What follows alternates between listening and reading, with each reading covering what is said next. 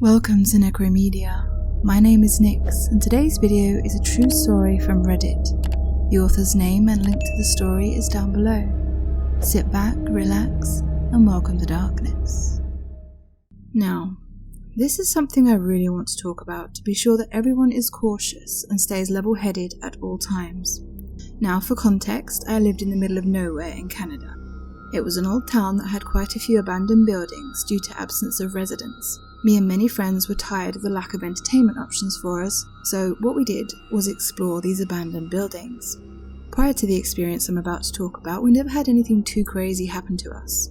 Occasionally we'd see a small bit of blood-like liquid, and we did see a pentagram on the ground from someone who went to a house previously, but nothing too bad, until the last time I had gone exploring abandoned buildings.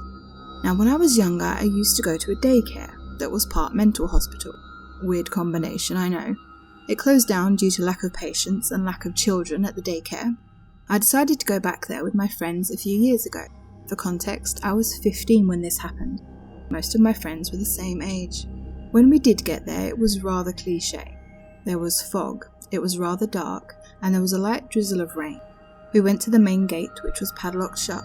We decided to help each other hop over it and made a ton of noise, laughing and giggling the whole time, unsuspecting of what was to come.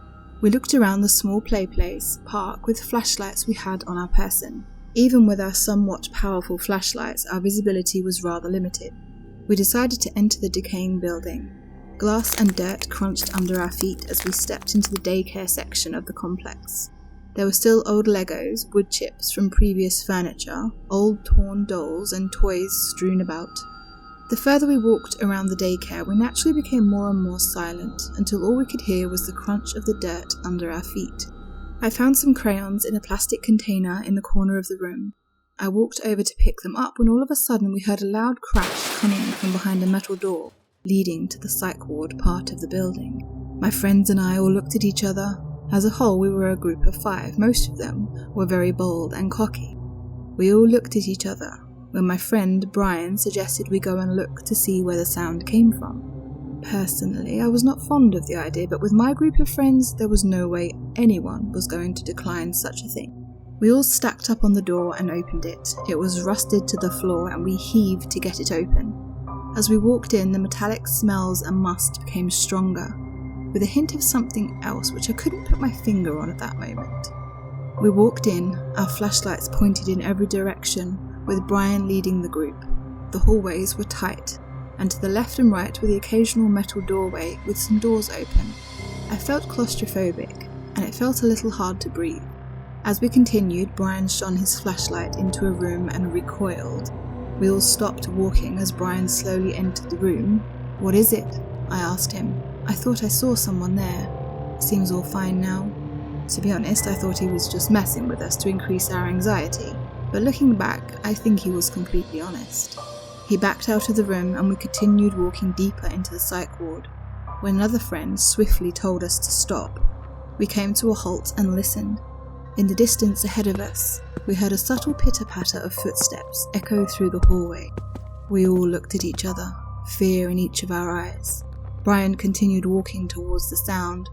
We considered turning back for a second without Brian, wondering if some ghost or something was in the building, but we couldn't do that to him. The closer we got, the more I felt like I was being watched. When finally we entered a room on the right, which had the smell of rotting meat. In front of us was a dead deer. Its innards were spilled all over the floor, staining the concrete.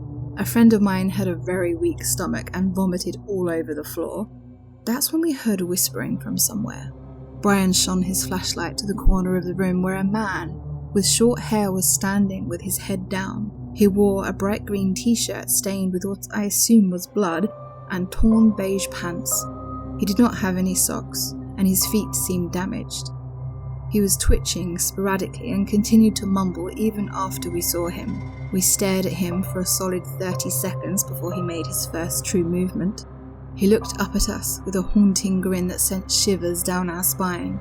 "You guys here for the feast?" he said, each word with varying inflection and energy. This kicked us over the edge and we bolted out of that room all the way back to the daycare centre. The door was still open and we decided to try and slam it shut, but the rust and pure weight of the door almost kept it open.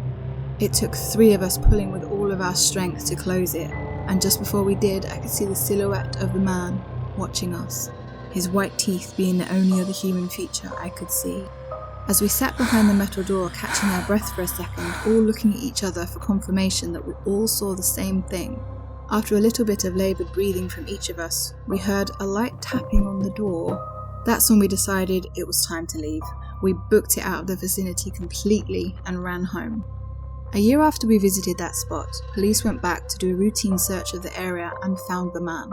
It was stated that this guy used to go to the psych ward before it closed down. He escaped the facility he was transferred to and lived off of the wildlife around the complex. When the cops brought him in, he had a series of diseases and sickness from eating raw meat. His mental condition was much worse than before. There were future rumours that he did kill someone in the forest while searching for food, but nothing has been confirmed. In the end, guys, be careful, especially in dangerous areas such as abandoned buildings. And creepy dude, let's not meet. Thank you so much for watching. We hope you enjoyed today's story. If you would like to submit a story to be read, you can email me at nyxnecromedia@gmail.com. We also have a Reddit community where you can submit stories. You can find the link below. We'll be back soon with more scary stories.